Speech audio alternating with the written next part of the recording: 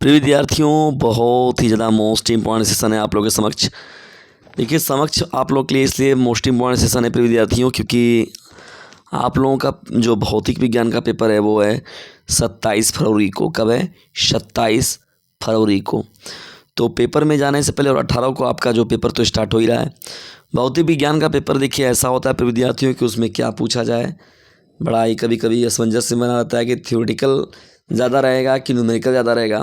तो फिजिक्स से यदि आप पढ़ रहे हैं तो आपका न्यूमेरिकल जो है हाई लेवल पर होना चाहिए, ठीक है, तभी तो समझ लीजिए आप फिजिक्स के काबिल हैं। अगर न्यूमेरिकल आपका नहीं आ रहा तो फिर आप बेकार हैं, ठीक है, केवल डेफिनेशन से आपका पार लगने वाला नहीं है। 346 जेटी, इससे पहले प्रिय विद्यार्थियों एक पेपर आप लोग के साथ ऑलरेडी डिस्कस हो चुका है पूरा, जिसमें कि पूरा ऑब्जेक्टिव के साथ साथ जो उसके न्यूमेरिकल्स थे मैक्सिमम मोस्ट इम्पॉर्टेंट वो आपको लगवाया गया। अब यहाँ पर देखिए 346 जेटी सेट को लिया गया है और प्रीवियस ईयर को मैंने बताया था कि यूपी बोर्ड बहुत ही कमज़ोर बोर्ड है और पिछले ईयर का ही वो पेपर और मिला के उसी में 19-20 करके कौवा बिलाई कर लेते हैं सब, ठीक है। तो महत्वपूर्ण रूप से तैयार रहिएगा आप लोग और तैयार करके जाइएगा जितने भी आपको प्रीवियस ईयर के पेपर तैयार कराए जा रहे हैं। चलिए स्टार्ट करते हैं इस महत्वपूर्ण पेपर को और देखते हैं ऑब्जेक्टिव टाइप के जो महत्वपूर्ण प्रश्न दिए गए हैं उनकी श्रृंखला को। देखिए खंड क में जब हम लोग बढ़ते हैं, खंड अ में पहला हम लोग का प्रश्न की बहुत ही महत्वपूर्ण है। दो बिंदु आवेशों के बीच की दूरी है जो 80 न्यूटन का विद्युत बल कार्य करता है।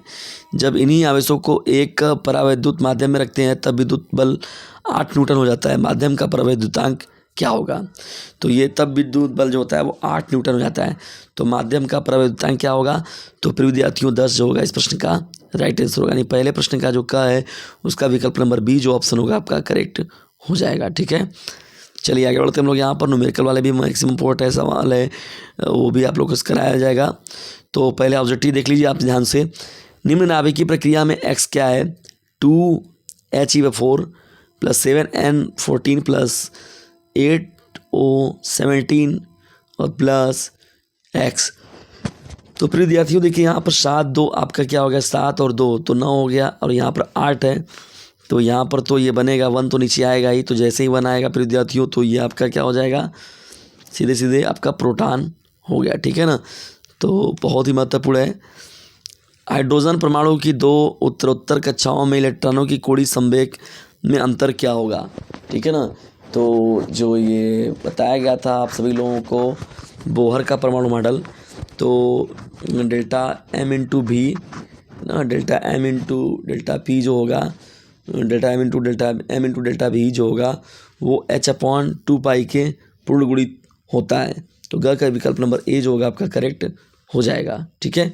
चलिए फटाफट आगे बढ़ते हैं हम लोग। यहाँ पर एल्फा कण के प्रकीर्णन के रदरफोर्ड प्रयोग में जिस बल के कारण एल्फा कण प्रकीर्णित होती थी वह बल कौन था? ध्यान से प्रश्न समझिए। एल्फा कण के प्रकीर्णन के रदरफोर्ड प्रयोग में जिस बल के कारण एल्फा कण प्रकीर्णित होती है वह बल कौन सा है? ठीक है, होते हैं गुरुत्वीय बल, कुलामीय बल, नाभिकीय बल, चुंबकीय बल। तो देखिए प्रिय विद्यार्थी यहाँ सीधा सीधा क्या हो जाएगा? आपका नाभिकीय बल आपका करेक्ट हो जाएगा, ठीक है ना। कौन सा बल? तो नाभिकीय बल आपका करेक्ट हो जाएगा, ठीक है। चलिए फटाफट आगे बढ़ते हैं हम लोग। यहाँ पर देखते हैं नेक्स्ट प्रश्न को हम लोग। विद्युत चुंबकीय विकिरण स्पेक्ट्रम में पराबैंगनी विकिरण का आवृत्ति परास क्या है? विद्युत चुंबकीय विकिरण स्पेक्ट्रम में पराबैंगनी विकिरण का आवृत्ति परास क्या होगा, ठीक है ना। आवृत्ति परास जो होगा प्रिय विद्यार्थियों, तो यहाँ पर देखिए ये जो होगा 3 × 10⁻14 से जो है 3 × 10⁻16 जो होगा ये आपका हर्ट जो होगा, ये जो आपका मुख्य रूप से उत्तर हो जाएगा, ठीक है। क्या हो जाएगा? 3 × 10⁻14 - 3 × 10⁻16 हर्ट्ज, ठीक है। चलिए आगे बढ़ते हम लोग। यहाँ पर 6 प्रश्न की ओर। सूर्य पृथ्वी की सतह पर 0.5 डिग्री का कोण बनाता है। इसका प्रतिबिंब 50 सेंटीमीटर फोकस दूरी वाले उत्तल लेंस से बनाया जाता है। प्रतिबिंब का व्यास क्या होगा? तो प्रिय विद्यार्थियों जब इसको हम लोग सॉल्व करेंगे तो ये विकल्प नंबर डी करेक्ट होकर आएगा 0.43 सेंटीमीटर, ठीक है ना।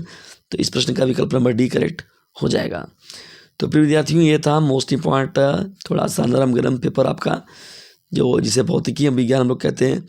जब नेक्स्ट सेशन मिलेंगे प्रिय विद्यार्थियों तो वहाँ पर हम लोग खंड ब में बात करेंगे न्यूमेरिकल के बारे में, देखिए न्यूमेरिकल मैंने पहले ही बताया कि फिजिक्स को आपको पढ़ना है तो जितना ज़्यादा आपको न्यूमेरिकल आए उतना ही आपके लिए अच्छा रहेगा, ठीक है ना। और ज़बरदस्त तरीके से इसे अपने क्लासमेट पर शेयर भी कर दीजिए। वीडियो को अंत तक देखने के लिए आप सभी लोगों का हृदय गहराइयों से विनम्रतापूर्वक धन्यवाद। और जुड़कर रहिए डीजे सर चैनल के साथ। डीजे सर मैथ जो चैनल है प्रिय विद्यार्थियों, मुख्य रूप से साइंस सेट के मोस्ट इंपॉर्टेंट लेक्चर आपको इसी चैनल पर दिए जाएंगे।